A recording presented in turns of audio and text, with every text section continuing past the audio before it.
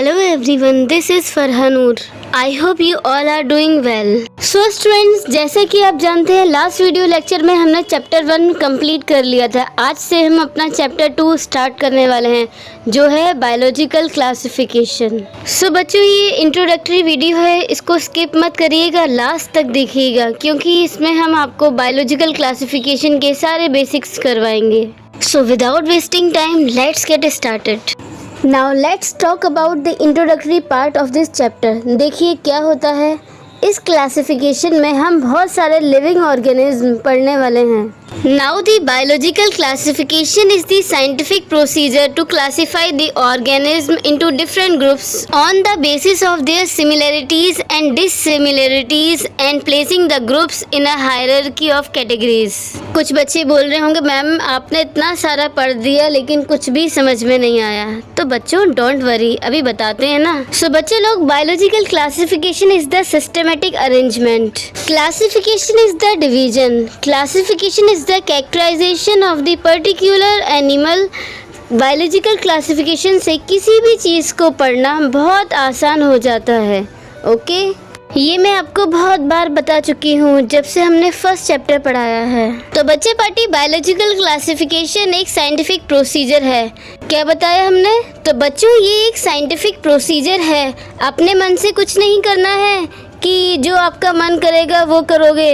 तो बच्चों no no no. तो ये बायोलॉजिकल क्लासिफिकेशन एक साइंटिफिक प्रोसीजर होता है। इस प्रोसीजर से आप किसी भी प्लांट और एनिमल को क्लासिफाई कर सकते हैं या उनको एक पर्टिकुलर ग्रुप में रख सकते हैं। ठीक है, तो ग्रुपिंग करने का जो मेथड होता है वो किस पर बेस होता है? उनकी सिमिलरिटीज़ और डिससिमिलरिटीज़ पर। ओके, तो जो सिमिलर कैरेक्टर वाले ऑर्गेनिज्म होंगे उनको अलग कैटेगरी में रखा जाएगा और जो डिससिमिलर कैरेक्टर वाले ऑर्गेनिज्म होंगे उनको अलग रखा जाएगा। सो बच्चे लोग, what we are doing, we are grouping. Okay, तो इसमें हम क्या कर रहे हैं? हम ग्रुप कर रहे हैं। किसको ग्रुप कर रहे हैं? हम लोग ऑर्गेनिज्म को ग्रुप कर रहे हैं। ओके, तो स्टूडेंट्स हमें ग्रुपिंग से क्या समझ आया कि हर ऑर्गेनिज्म की अपनी एक जगह है, उस जगह से हम उसे हिला नहीं सकते। समझे कुछ? तो हमने क्या पढ़ा था? Biological classification is the scientific procedure to classify the organism into different groups on the basis of similar and dissimilar characteristics. आई बात समझ में? चलिए आगे बढ़ते हैं। Placing the groups in a hierarchy of categories. कुछ बच्चे तो अपना सर खुजा रहे होंगे, अब मैम ये हायरार्की क्या है? तो बच्चों बिल्कुल भी टेंशन नहीं लेने का, अभी बताते हैं। मतलब अगर मैं बात करूं आपके परदादाजी की, मतलब आपके फादर की भी दादाजी की, तो आपकी फैमिली में आपके परदादाजी हो गए, फिर आपके दादाजी हो गए, फिर आपके फादर हो गए, फिर आप हो गए।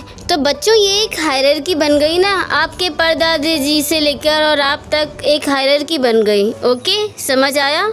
तो स्टूडेंट्स, अगर हम किसी भी ऑर्गेनिज्म को क्लासिफाई करते हैं तो हम किसी भी ऑर्गेनिज्म को उसके ग्रुप में रखते हैं। किस में रखते हैं? उसके ग्रुप में।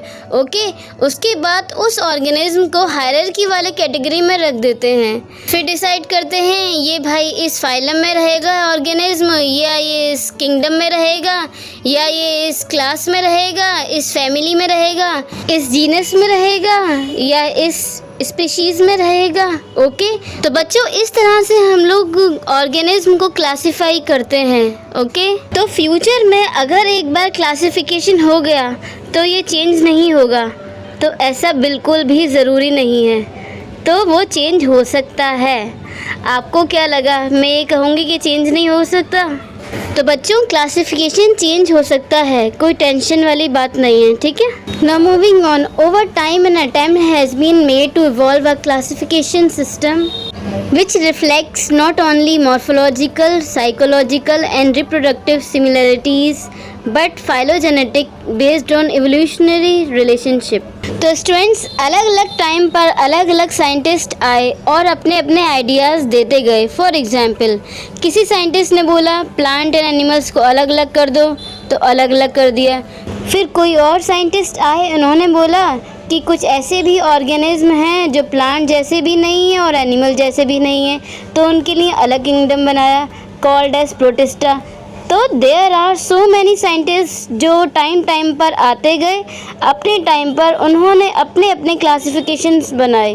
ओके, तो बच्चे लोग क्लासिफिकेशंस तो इतने सारे आए, तो बात सिर्फ इतनी सी है कि किसको एक्सेप्ट करा हमने इतने सारे क्लासिफिकेशंस में से।